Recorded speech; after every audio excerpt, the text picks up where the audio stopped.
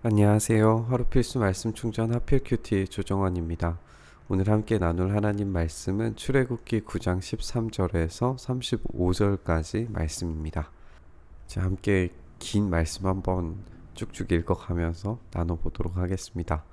주님께서 모세에게 말씀하세요. 너는 아침에 일찍이 일어나서 바로 앞에 나서서 이렇게 이야기해라.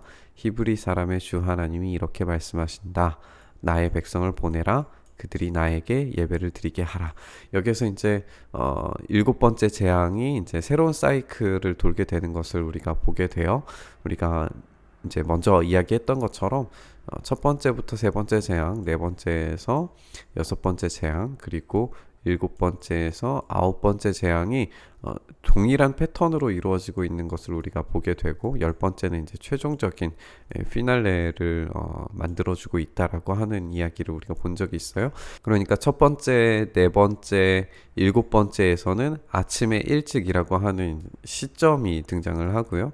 그리고 바로 앞에 나서서라고 하는 이 표현, 그리고 공식적인 접견이죠. 이 명령을, 하나님께서 주신 명령을 하다라는 이런 장면이 등장하는 것을 우리가 확인할 수가 있습니다. 그러나 우리가 이제 이 사이클을 이해할 때에 중요한 것은 단순히 반복이 아니라 확장된 반복이라는 거예요. 이렇게 점점 더 커지면서 나중에 클라이맥스로 장자의 죽음이 등장하고 있는 것을 이렇게 보게 될 겁니다. 그래서 첫 번째의 사이클보다, 첫 번째에서 세 번째에 나오는 재앙보다 이제 네 번째에서 여섯 번째에 등장하는 재앙들이 더 심각한 수준의 피해를 주게 될 것이고, 그리고 일곱 번째에서 아홉 번째는 정말 어마어마한 이 대재앙들이 이집트 땅을 덮쳐오게 될 겁니다. 이런 확장성도 우리가 잊어서는 안 되고요.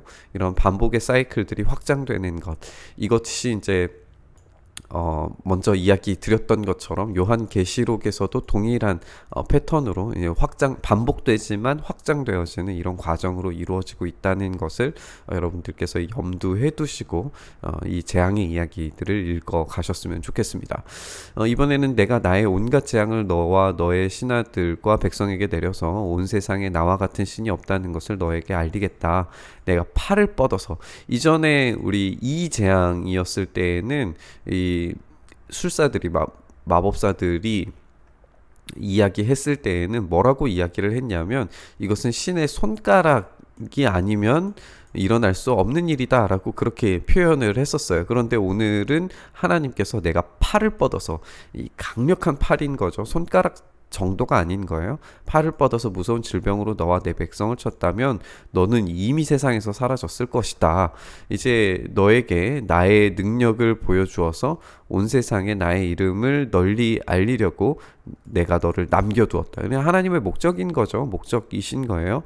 온 세상에 나의 이름을 널리 알리고 그리고 파라오를 심판하는 이런 일들을 지금 하고 계십니다. 그런데 너는 아직도 교만한 마음을 버리지 못하고 나의 백성을 내보내지 않는다. 이게 이제 죄의 문제가 될 거예요. 내보내지 않는 것.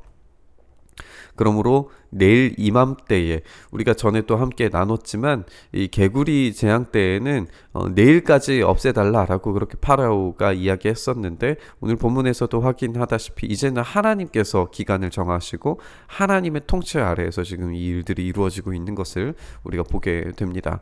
내가 매우 큰 우박을 퍼부을 것이니 그처럼 큰 우박은 이집트의 나라가 생긴 때로부터 이제까지도 한 번도 내린 적이 없다. 그러니 이제 너는 사람을 보내서 너의 집짐승과 들에 있는 모든 것을 안전한 곳으로 대피시켜라.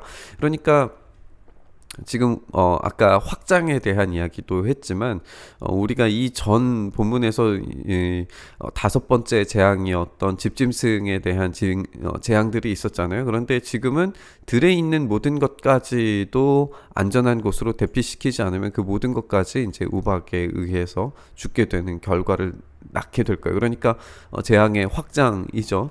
집 안으로 들어가지 않고 들에 남아있는 사람이나 짐승은 모두 쏟아지는 우박에 맞아 죽을 것이다 라고 그렇게 하나님께서 경고를 하십니다. 바로의 신하들 가운데에서 주님의 말씀을 두려워한 사람들이 있었어요. 그 사람들은 자기의 종들과 집짐승들을 집 안으로 피하게 합니다.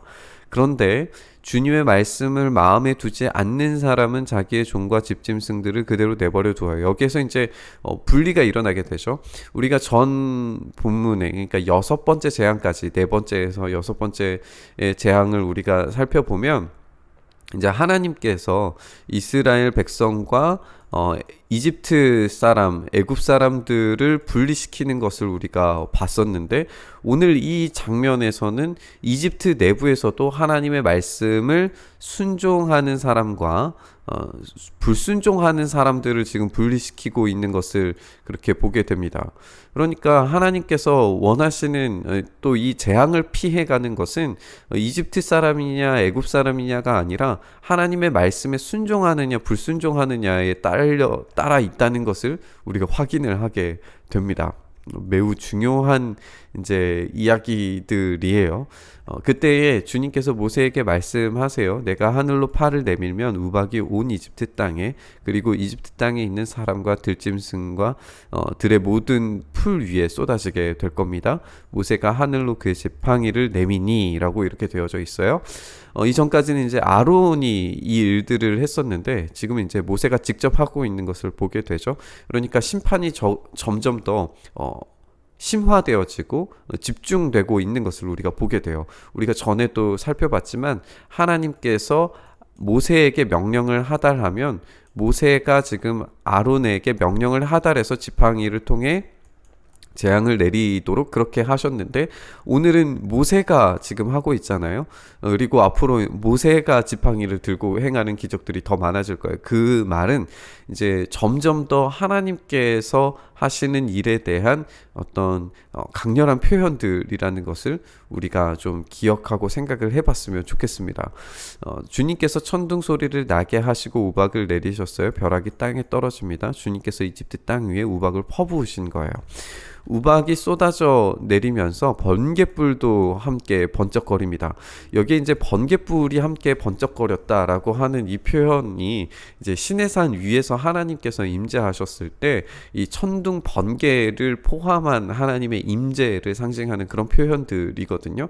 그러니까 우박은 재앙의 모습인데, 이 번갯불도 함께 번쩍거렸다는 것은 이 재앙이 하나님께서 지금 직접 내리고 계시는 것에 대한 어떤 상징적인 표현으로 우리가 받아들일 수도 있습니다. 물론 이게 어떤 과학자의 어떤 저술에 의하면 이게 대규모 화산 폭발로 일어난 그런 사건이었다라고 설명하는 굉장히 흥미로운 책도 있었는데요. 물론 우리가 그것을 무시할 필요까지는 없겠지만, 우리가 이 본문이 의도하는 바만 우리가 좀 따라가 본다면, 이 우박이 심판이 내리는 것이 지금 하나님께서 직접 행동하고 행위하고 계시는 것임을 좀 생각을 해보는 게 더 적절해 보입니다. 이와 같이 큰 우박은 이집트 나라가 선 뒤로부터 이집트 온 땅에 한 번도 내린 적이 없다라고 이렇게 설명을 합니다. 이집트 온 땅에서 우박이 사람이나 짐승이나 할 것 없이 들에 있는 모든 것을 다 쳤어요. 우박이 들의 모든 풀을 치고 들의 모든 나무를 부러뜨렸어요. 그런데 이스라엘 자손이 사는 고센 땅에는 우박이 내리지 않습니다.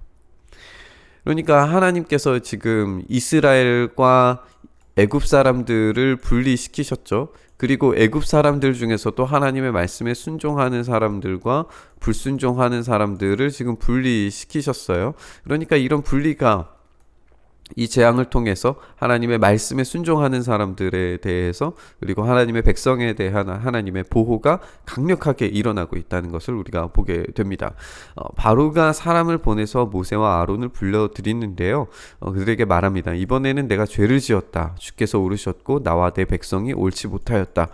회개하는 것처럼 보여요. 근데 이 회개가 이제 어떤 것에 죄를 지었다라고 그렇게 이야기를 하느냐를 한번 살펴보면, 너는 주님께 기도하여 하나님이 나게 하신 이 천둥소리와 하나님이 내리신 우박을 그치게 해달라.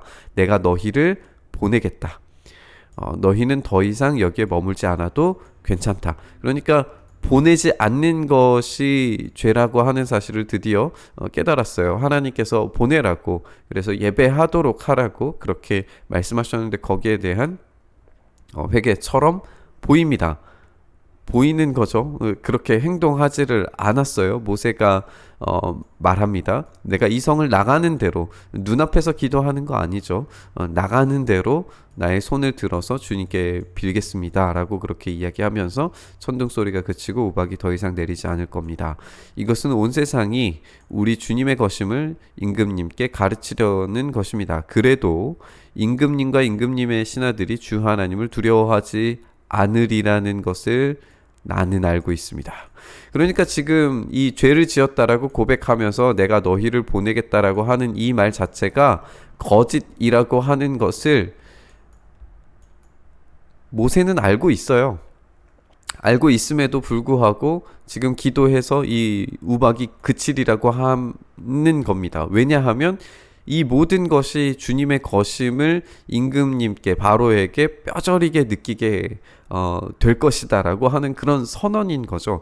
이 하나님을 두려워하지 않고 그냥 당장의 지금 문제만을 피해 가려고 하는 그 태도에 대해서 오히려 지금 모세가 바로에게 지적을 하고 있는 겁니다.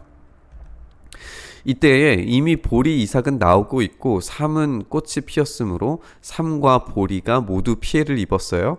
그런데 밀과 쌀보리는 이삭이 필 때가죠. 이삭이 필 때가 아니었기 때문에 피해를 입지 않았다라고 그렇게 이야기를 부연 설명을 하고 있습니다. 그러니까 이 부연 설명은 뭐냐면 하나님을 두려워하지 않고 있다는 것에 대한 부가적인 설명이었을 거예요. 왜냐하면 지금 이 재앙이 끝나기만 하면 이 보리 이삭은 나오고 있고 이 삼은 꽃이 피어 있기 때문에 이거는 피해를 입는데 밀과 쌀보리 훨씬 더 이제 주식으로 사용할 만한 밀과 쌀보리는 아직 이삭이 필 때가 아니었기 때문에 피해를 입지 않았다는 거예요. 그러니까 이 지금 재앙만 피하고 나면 그 다음 바로가 할 수 있는 거둬 들일 수 있는 작물들이 반드시 자라리라는 것을 바로가 알고 있었다는 거죠.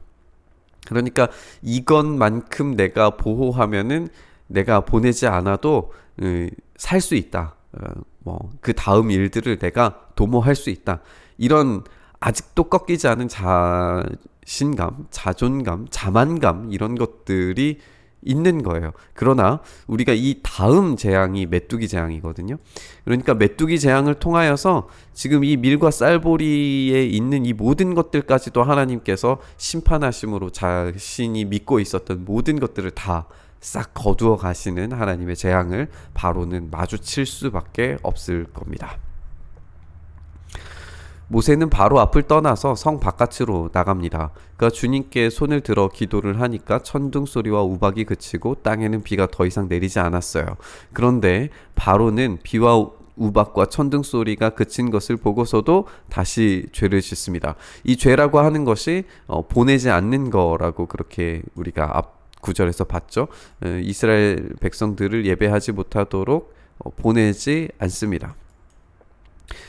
또 고집을 부리게 되는 거죠. 주님께서 모세를 시켜서 말씀하신 대로 지금 바로는 고집을 부리면서 이스라엘 자손을 보내지 않게 됩니다. 우리가 긴 본문 함께 확인하면서 읽어봤는데요. 이제 확장되어지는 재앙의 모습을 우리가 확인하게 돼요. 그래서 7번째, 8번째, 9번째는 정말 이 이집트의 근간을 뒤흔드는 경제적인 파괴들 뿐만 아니라 목숨을 잃게 되는 그런 파괴적인 재앙들을 온몸으로 마주치게 될 겁니다. 그리고 신들에 대한 어떤 양식에 대한 어떤 그런 것들도 지금 이제 파괴적으로 변하게 되어지는 것을 우리가 보게 되고 만나게 됩니다.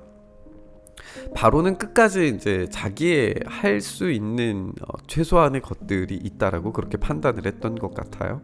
그래서 이번만 넘어가면 괜찮을 거다. 이번만 넘어가면 이 문제만 해결되면 괜찮을 거다라고 하는 인식이 뿌리 깊게 박혀 있었던 것 같아요.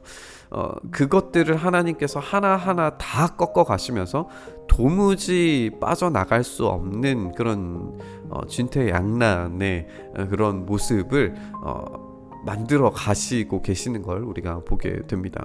우리가 하나님 앞에 먼저 빠르게 하나님의 말씀에 순종하면 좋을 텐데 하나님의 주도 안에 있다라고 하는 사실을 바로는 인정하지를 않아요. 오히려 더 교만해지고 오히려 더 고집을 꺾지 않으면서 자기의 주도권을 놓치지 않으려고 정말 무던히 애쓰는 바로의 모습을 보게 되는 것 같습니다. 우리의 삶 속에서 우리의 주도권을 자꾸만 인식하고 우리의 주도권을 가지고 뭔가를 해보려고 하면 하나님께서 어떻게 할 수 없는 막다른 골목으로 우리의 인생을 이끌어 가실 때가 얼마나 많은지 우리가 좀 한번 생각하게 되잖아요. 우리가 하나님 앞에 곧바로 엎드렸으면 좋겠어요. 곧바로 순종했으면 좋겠습니다. 하나님께서 시키시는 대로, 부르시는 대로, 말씀하시는 대로 그렇게 반응할 때 비로소 우리의 삶에 평안함이 다가옵니다. 이 이집트 사람들 중에서도 하나님의 말씀을 순종한 사람들은 우박의 피해를 받지 않았던 것처럼 하나님의 말씀에 순종하는 사람들은 재앙을 피해 갈 수 있어요. 이게 확장되어서 마지막 10번째 재앙에서도 동일한 이야기가 반복되는 걸 우리가 보게 될 거예요. 그러니까 하나님의 말씀하시는 대로 우리가 삶을 살아갈 때 우리에게 재앙은 피해갈 수 있다는 걸 우리가 좀 기억하면서 오늘 우리의 삶이 진짜 하나님의 말씀에 합당하게 순종하는 삶으로 나아가서 우리에게 다가오는 재앙이라 할지라도 주님의 말씀에 따라 이 재앙을 피해 갈 수 있는 그 은혜가 우리 가운데 있기를 간절히 소망하면서 오늘의 말씀 함께 묵상했으면 좋겠습니다. 하나님, 우리가 우리의 고집과 우리의 능력대로 우리의 생각대로 우리의 삶을 자꾸만 만들어 가려고 하는 것이 아니라 주님께서 말씀하신 대로 우리의 삶을 온전히 드려서 하나님의 말씀 앞에 우리의 삶을 온전히 드리며 참된 회복과 위로를 누릴 수 있는 우리의 삶의 재앙이 지나가게 되는 그런 은혜를 누릴 수 있도록 주님 긍휼을 더하시고 우리를 불쌍히 여겨 주시옵소서. 여전히 나를 내려놓지 못하는 하나님의 말씀을 순종하지 못하는 우리의 삶과 자아들을 온전히 내려놓을 수 있도록 오늘도 이 말씀 통해 우리를 붙드시고 우리를 겸손케 하시고 주님 말씀 앞에 서게 하여 주시옵소서. 그렇게 일하여 주시기를 간절히 소망하며 우리 주님 예수 그리스도의 이름으로 기도드리옵나이다. 아멘. 오늘 부딪힌 말씀 가지고 함께 기도의 자리로 나아가시죠.